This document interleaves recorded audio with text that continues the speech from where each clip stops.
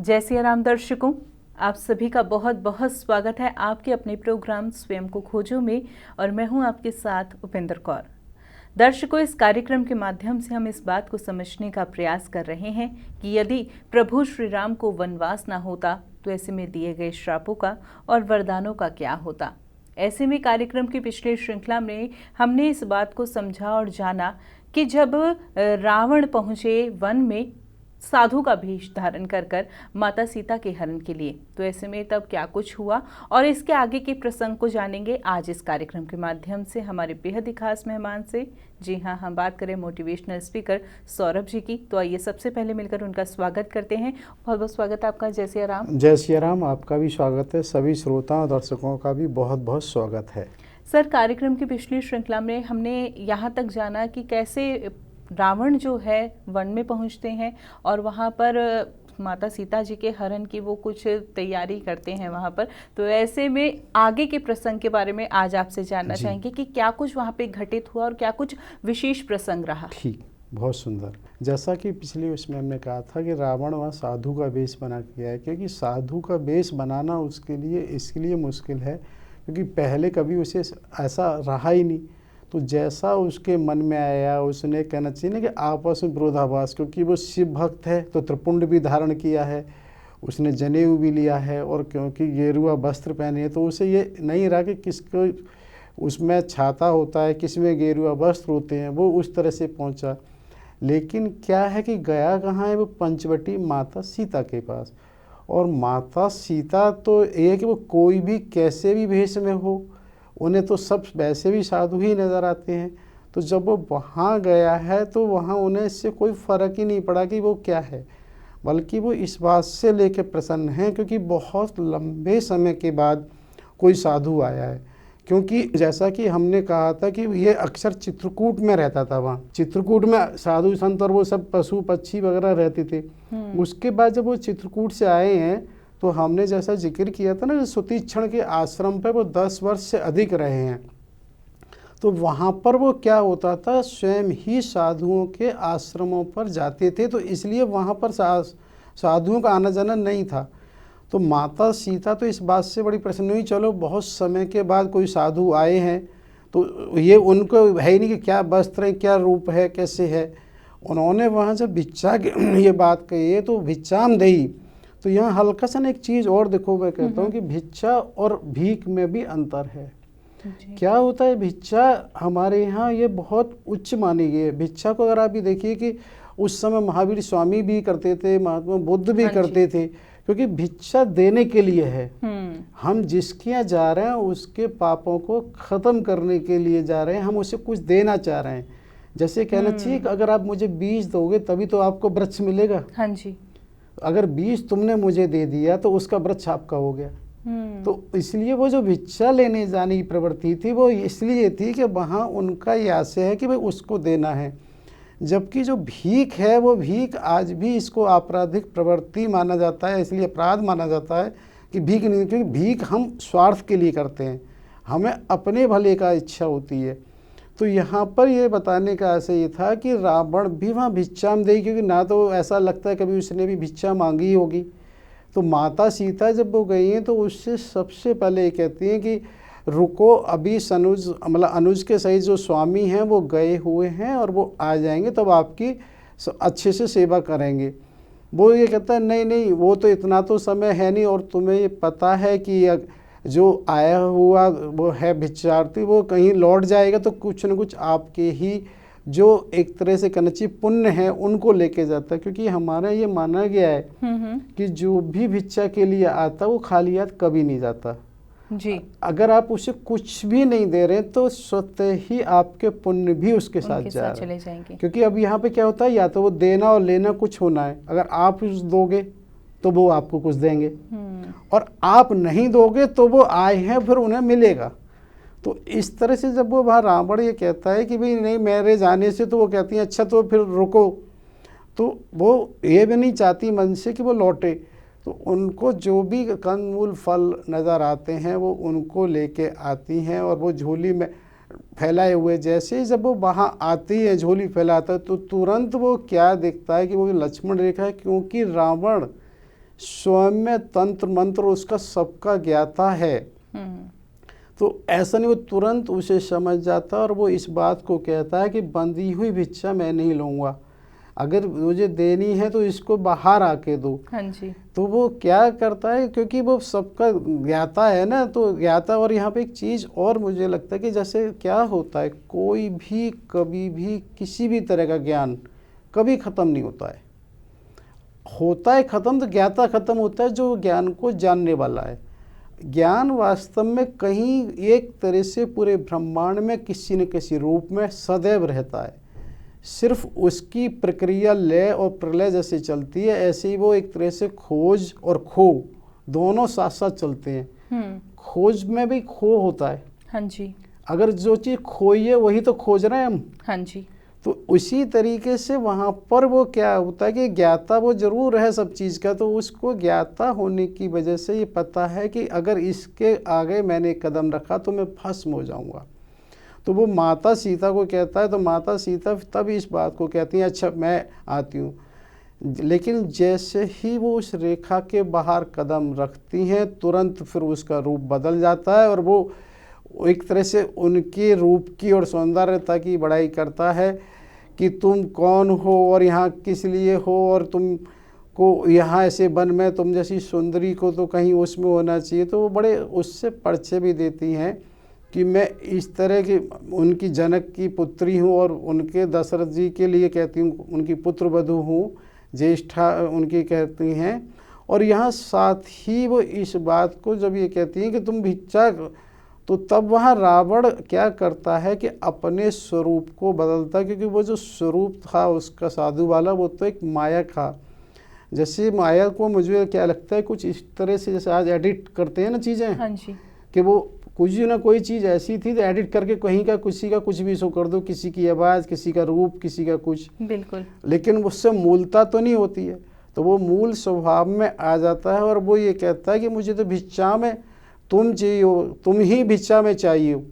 तब वो उसको वहाँ एक तरह से डांटती फटकारती हैं कि तुम्हें मेरे को होश नहीं है, तुम किस तरह से हो, तुम एक तरह से शेरनी की पत्नी का शशांक होके एक तरह से खरगोश होके ये उसकी कामना करते हो, और तुम्हें ये नहीं, तुम्हारे बिल्कुल नाश हो जाएगा, तुम्हारा कुछ भी हो जाएगा। वो सब तरह से उसको डांटती समझ। लेकिन नहीं, यहाँ ये बताना भी आवश्यक है कि क्या होता है कि ये जो रावण है इसका ये विचार नहीं है, इसका निर्णय है। सीता हरण उसने जब हमने पहले भी जिक्र किया था कि मारीच के समय मारीच ने भी इनको समझाया है। हाँ जी। और केवल मारीच नहीं, इनको 19 बार समझाया गया है। मारीच है, माता सीता ने समझाया है, आगे गीत भी समझाएंगे, आगे और जटायु जब समझाते हैं तो वहाँ मंदोदरी तो देखें भिन्न भिन्न पे, क्योंकि उसका ये लिया हुआ निर्णय है और निर्णय उसने जब सोच कर लिया तो उसे बदलने का आशय है ही नहीं।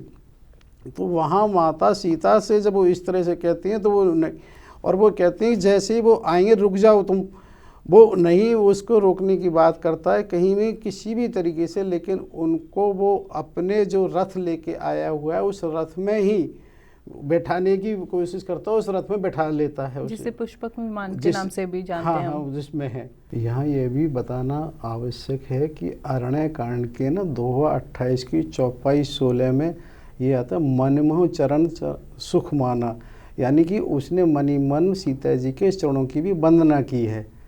ये ऐसा नहीं है ऊपर से वो एक तरह से लीला कर रहा है, लेकिन उसके मन में, और ये उसमें आता है ब्रह्म पुराण के उत्तरखंड में भी आता है कि उसने ये सब किया ही इसीलिए था, सारी चीज़ें वहाँ भी आती हैं। तो उसमें उसने ये ज़रूर कहा, और वहाँ पे माता सीता जब उससे कहती है ना कि मैं तुझे श्राप दे सकती हूँ, किंतु, तो माता सीता वास्तव में श्राप दे सकती हूँ। और जैसे ही उन्होंने ये कहा है तो वो बड़ा सजग और एकदम दूर सा हो गया, क्योंकि उसे पता है कि माता इतनी सशक्त हैं कि अगर इन्होंने श्राप दे दिया तो ब्रह्मा जी का वरदान भी कुछ नहीं कर सकता है। तो ये बताने का ऐसे कि लेकिन वहाँ माता सीता ने जैसे ही किंतु कहा है तो किंतु की वजह से वो रुक गया, क्योंकि वो ये कहती हैं कि नहीं, एक ऐसा मेरे करने से प्रभु की आज्ञा नहीं है, या प्रभु जैसे हमारे ये माना जाता है कि प्राय प्राय नारी का जो एक तरह से पत्नी का जो भी पोषण वो है सब पालन वो पति के ऊपर निर्भर होता है। अगर किसी तरह से किसी प्रयास को पत्नी को करना पड़ता है तो एक तरह से पति पर एक प्रश्न मार्क बनता है कि वो किसी तरह से अयोग्य अक्षम है। तो वो ये चाहती कि नहीं, मैं ये नहीं चाहती कहीं ये प्रश्न उन पे जाए कि उनके होते हुए सक्षम कि मुझे ऐसा करना पड़े जी। तो वो किंतु कह के कहें या इसको हम ऐसे माने कि वो एक लीला फिर बढ़ेगी कैसे, क्योंकि उन्हें ये भी लग रहा है अगर सीता हरण नहीं होगा तो कुछ नहीं होगा। क्योंकि साथ में एक चीज़ और मैं यहाँ जोड़ना चाहता हूँ कि सीता हरण नहीं होता तो राज गद्दी के बाद जो लवकुश का वहाँ वनगमन होता है जो धोबी की बात पर, वो भी कैसे होता। तो एक ही चीज़ कहाँ से कितनी उससे जुड़ी होती है, क्योंकि सीता हरण ही तो उसका कारण था जो बाद में जो लवकुश जैसे वो वन में जन्म होता है कि सीता हरण हुई। तो सीता हरण होना आवश्यक और सीता हरण होना आवश्यक तो वो किंतु कह के ही उसको रोक देती है कि प्रभु की मुझे आज्ञा नहीं है, और वहाँ वो सावधान हो जाता है। लेकिन जब किंतु कह के तो वो बेफिक्र हो जाता है कि अब माता शराब तो देंगी नहीं, तो फिर बस फिर तो कोई बात ही नहीं है। तब भी वो उनको उस विमान में ले जाता है और माता अपनी तरह से विलाप करती हैं, क्योंकि वो सब जो भी वहाँ पशु हैं, पक्षी हैं, वृक्ष हैं, सबसे कहती है भाई किसी तरह से भी ये मेरा संदेश उसे पहुँचा देना। स्वामी अनु सहित आए उनको कि मेरा इस तरह से बलात् अपहरण करके ले गया रावण, क्योंकि यहाँ ये बसाना भी इसलिए कभी कभी होता है कि मन में भाई कोई एक है कि किसी प्रलोभन है, किसी उसकी वजह से जाना हो गया हो। तो ये उन्होंने कहा है कि नहीं, ये संदेश देना कि बलात् अपहरण करके ले गया। लेकिन क्या है कि सारे वृक्ष पशु पक्षी समझते हैं, लेकिन रावण के बारे में कौन नहीं जानता। तो इसलिए कहीं कोई नहीं, और वो लगातार विलाप कर रही होती हैं। जब वो विलाप कर रही होती हैं तो उनका ध्यान उधर जटायु पर जाता है, और जटायु भी उनकी ध्वनि को सुन के देते हैं, क्योंकि क्या है कि गीधराज जो जटायु हैं वो बराबर वहाँ पेड़ पर होते हैं। लेकिन जैसा कि पहले बताया था कि उनका भी स्वभाव प्रभु राम को ही हर समय दृष्टि में रखना है। तो वो हुआ क्या है, जब से मारीच एक तरह से यहाँ से उनको मृग के रूप में ले गया है कि बराबर दृष्टि उनकी उन्हीं पर बनी हुई है, प्रभु राम पर। तो उन पर दृष्टि होने के कारण उनसे कुछ और ध्यान ही नहीं जाता है।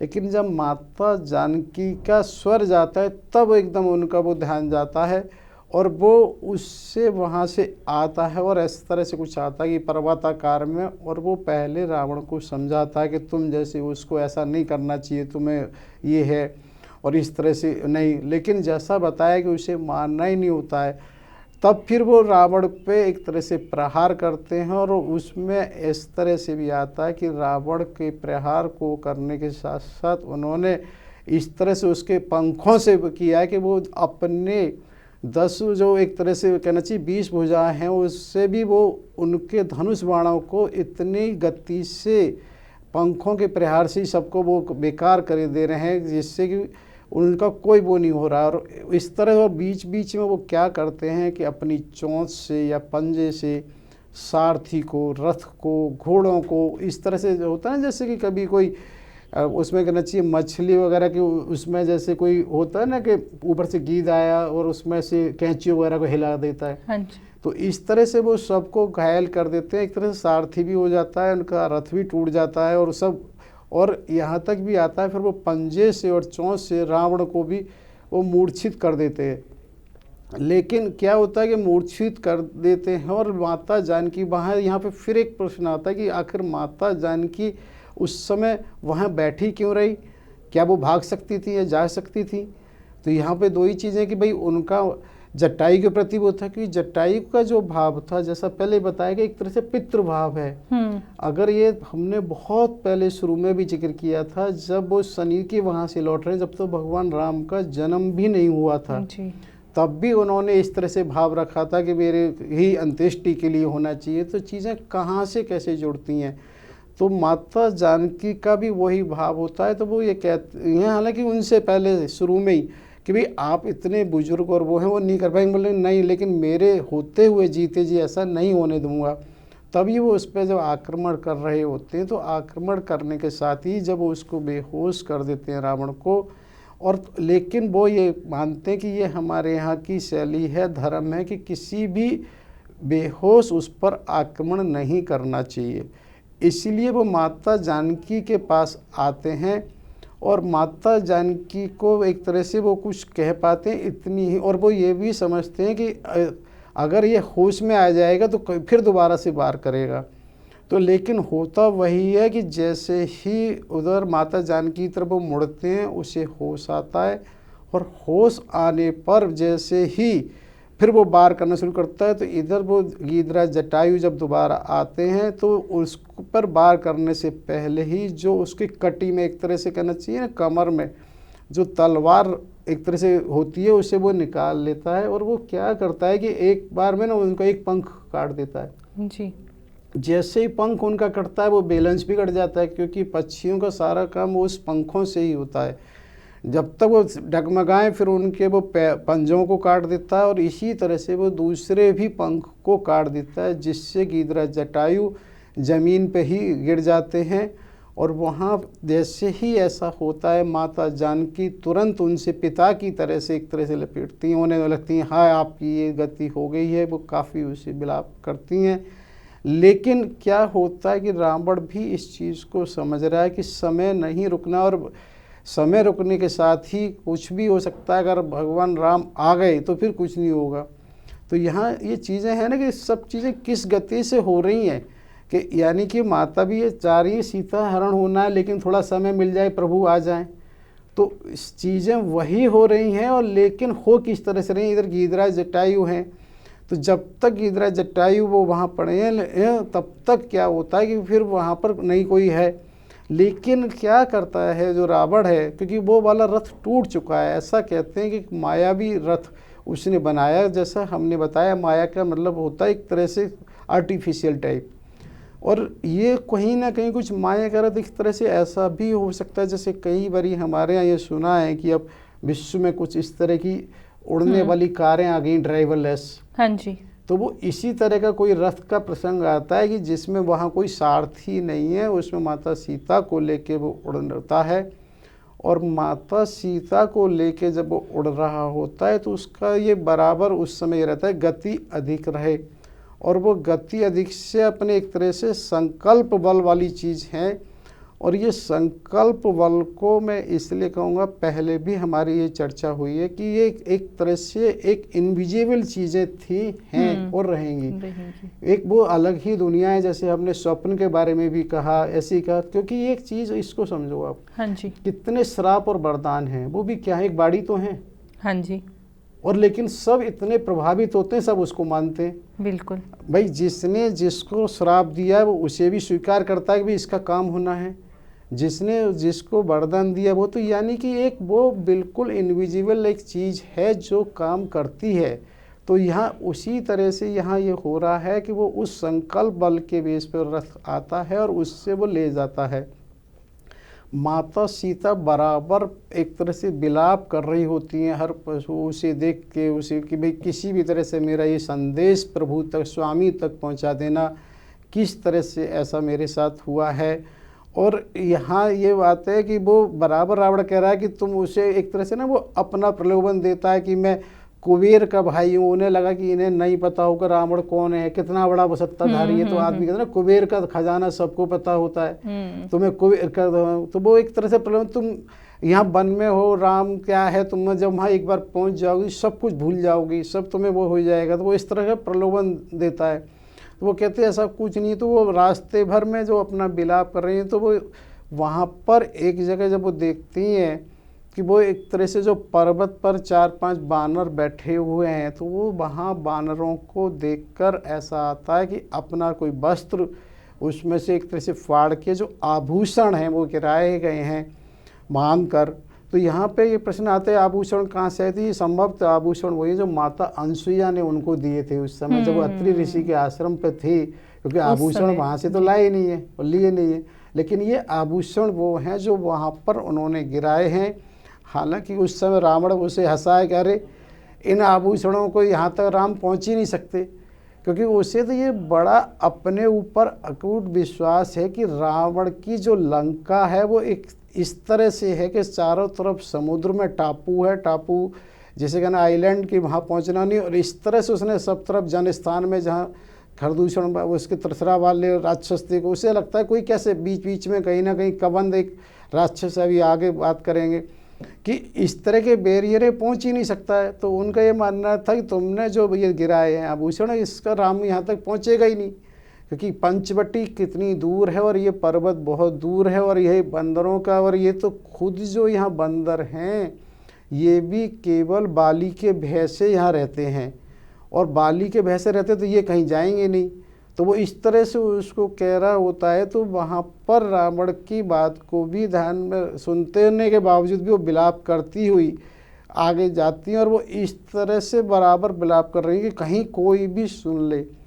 इधर क्या होता है कि जब वो रावण है तो रावण उसको अपने ही एक तरह से कहना चाहिए अंतःपुर में वहाँ ले जाता है, और अंतःपुर में वहाँ पर क्या करता है, जैसे ही रथ उतरता है वो राक्षसियों से कहता है कि इसका ये ध्यान रखना, जो इसको आवश्यक है इसे खूब प्रलोभन दो किसी भी तरह से। इधर वो सबसे पहले अपने कम से कम ऐसा कहीं आता है 8 का कहीं 16 का राक्षसों को वो जनस्थान यानी कि वहाँ भेजने की बात करता है जहाँ पर खरदूषण और त्रिसरा उसके थे। लेकिन क्या करता है कि बताते हैं, उसने ये तो कह दिया कि वहाँ जाके तुम्हें पूरी तरह से उन राजकुमारों से छिप के रहना है और उनके ही निगाह रखनी है, वो कब कहाँ क्या कैसे कर रहे हैं, किसी भी तरह से बच के रहना। लेकिन तुम्हें अगर किसी तरह से तुम किसी एक का भी वध कर पाए तो तुम्हें बहुत बड़ा पुरस्कार मिलेगा। लेकिन होता क्या है कि वो जल्दी में कहें कुछ भी कहें, वो कबंध राक्षस के बारे में नहीं बताता पाता है, जिसकी वजह से ये नहीं पता लगता कि वो जो राक्षस हैं वो वहाँ पहुँचे नहीं पहुँचे, वो यही चीज़ कहीं उसका, क्योंकि ऐसा माना जाता है कि राक्षस कबंध जो रास्ते में पड़ता है, जो उसके सामने आ जाता है वो उसका आहार कर लेता है। तो जब वो उनको राक्षसों को भेज के लौट के वहाँ सीता जहाँ उतारा है उसका रथ वहाँ पहुँचता है, वहाँ पहुंचकर वो राक्षसियों से कहता है कि इसकी बराबर इसकी सेवा करनी है और इसका ये ध्यान रखना है कि किसी भी तरह से ये इसको डराना धमकाना और समझाना भी ऐसे कि ये वो स्वीकार कर ले। और अपना वैभव भी वो बताता है कि भी एक तरह से मेरी ऐसे से लंका है, और उसमें वो ये भी कहता है कि जो उसकी वो एक तरह से अंतःपुर में है, जैसा कि पहले सबके साथ होता है कि गार्डन वगैरह जैसे होते हैं, उसी में अंतःपुर में एक अशोक वाटिका है, और वो वहाँ ही उस अशोक वाटिका में रखवाने की व्यवस्था करता। और उसमें अशोक वाटिका में पहले से ही क्या था, किसी भी पुरुष ऐसा माना जाता है उसके जो पुत्र हैं उनका भी प्रवेश वर्जित था। लेकिन वो उस समय के बाद वहाँ की जो महारानियाँ उनको भी एक तरह से घोषणा कर देता है किसी का प्रवेश नहीं है स्वीकार है। साथ ही वो वहाँ ऐसा आता है कि केवल जो उसकी राक्षसियाँ हैं वो ही उनके उसमें रहती हैं, कि वहाँ पर जो राक्षस किसी सुरक्षा में लगी हों उनको भी ये अधिकार नहीं है कि वो अशोक वाटिका के पास भी आ सकें। तो यहाँ ये राक्षसियों को उसने सख्त हिदायत दे रखी है, इसका ये विशेष ध्यान रखना है कि ये इससे डराना है, धमकाना है, समझाना है कि किसी तरह से मान ले। और वहाँ पर वो ये भी कह जाता है कि मैं 1 वर्ष का समय देता हूँ, यदि तुमने सीता 1 वर्ष तक नहीं किया तो ये जो राक्षसियाँ हैं ये ही एक तरह से मेरे लिए प्रातराशि यानी कि भोजन में बना के तुम्हारे टुकड़े कर करके मेरा वो कर देंगी। तो एक तरह से वो वहाँ पर वो 1 वर्ष का समय देके जाता है, और राक्षसियों से ये कह के जाता है कि इसको ये ध्यान रखना कि ये मरे तो है नहीं किसी तरह से, ये नहीं किसी सरोवर में किसी वहाँ जाए, और जो इसकी आवश्यकता है उसको बराबर में ध्यान रखते रहना है। तो ये कह के रावण वहाँ से चला जाता है, और अशोक वाटिका में ही उसको वहाँ पर रखने की बात रहती है। बिल्कुल। रावण जैसे ही वहाँ से जाता है तो राक्षसियाँ वो एक तरह से माता सीता को गुर्राती हैं, तुझे रानी नहीं बनना, उठ यहाँ से।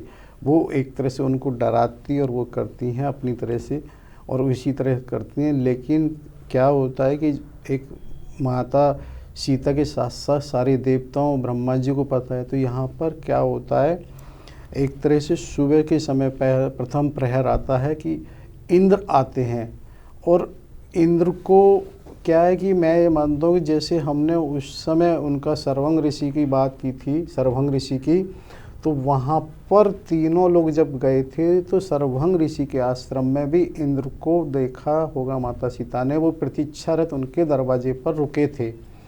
तो यहाँ जब इंद्र आते हैं तो वो वहाँ पर आके निवेदन करते हैं कि लोक पिता महात्मा ब्रह्मा जी ने आपके लिए एक पायस भेजा है जिसको आप ग्रहण करें, क्योंकि वो एक ऐसा पायस लेके आते हैं जिस तरह से कहना चाहिए कि उसको ग्रहण करने से 1 वर्ष तक कोई क्षुधा मतलब भूख नहीं लगेगी।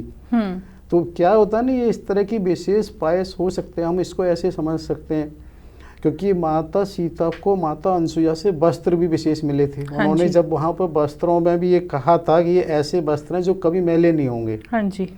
तो ये चीज़ें, ये पायस है, तो मुझे तो ऐसा लगता है इसको हल्का सा हम ऐसे जोड़ सकते हैं ना, जैसे अभी वर्तमान में स्पेस में सुनीता विलियम्स गई थी जी। अब वो वहाँ पे कोई भरपूर मात्रा में ना तो वस्त्र ऐसे होंगे, ना सारी व्यवस्थाएं उसकी हैं, बिल्कुल, और ना ही भोजन इतनी बड़ी मात्रा में, तो कुछ ना कुछ इस तरह की चीज़ें विशेष होती हैं।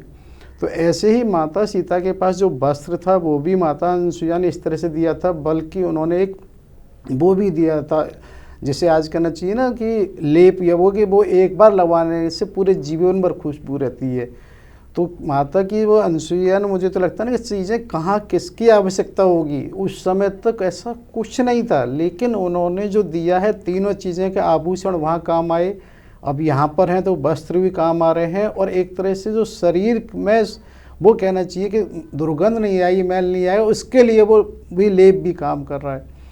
तो यहाँ जब इंद्र आते हैं तो वो ये कहते हैं ब्रह्मा जी ने जो पायस भेजा है उससे आप ग्रहण करें। तो वो वहाँ पर माता सीता इस बात को कहती हैं कि हाँ, एक तरह से लोक पिता हैं, तो उनका कहना और आपका कहना, क्योंकि वो ये मानते इंद्र भी उनके ससुर के सखा हैं, तो इसमें कोई बात ही नहीं संदेह की। दूसरा वो ये कहती हैं, इस पर विचार करती हैं, राक्षसियों को तो छुआ हुआ जल भी एक तरह से पीने योग्य नहीं है। इधर वो ये भी कहती हैं कि नहीं, अगर मैं, ये निश्चित है कि स्वामी आएंगे और स्वामी के आने से पहले ही अगर मेरा मरण हो गया तो स्वामी को बड़ा कष्ट होगा। तो यहाँ चीज़ बड़ी महत्वपूर्ण है कि देखिए कि जो व्यक्ति जीवन हमारे यहाँ जीता था तो वो भी दूसरों के लिए, उन्हें अपने मरने की चिंता नहीं है जी, लेकिन इसका मन में है कि मेरे कारण स्वामी को कितना दुख हो। बिल्कुल। तो इस कारण से वो उसे ग्रहण कर लेती हैं, वो लेती हैं, और लेने के बाद हमारे यहाँ ऐसा भी होता है कि सबसे पहले कुछ देवताओं का और पक्षियों का अंश निकाला जाता है।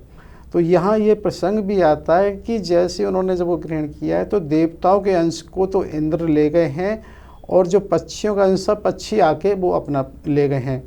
यहाँ ये भी आता है क्योंकि निशाचर प्राय देर से जगते हैं, और कुछ माया तो इंद्र के लिए तो बड़ी बात है ही नहीं, क्योंकि पहले भी हमने ये वहाँ पर चित्रकूट में कहा था कि जब उन्होंने ऐसा किया था भरत के साथ में, जो अयोध्यावासी थे सबका मन एक तरह से बदल दिया, तो माया के बस जो इधर निशाचर है वो भी ऐसे हो गए, उन्हें किसी को कुछ ये पता नहीं लगा कि क्या हुआ है।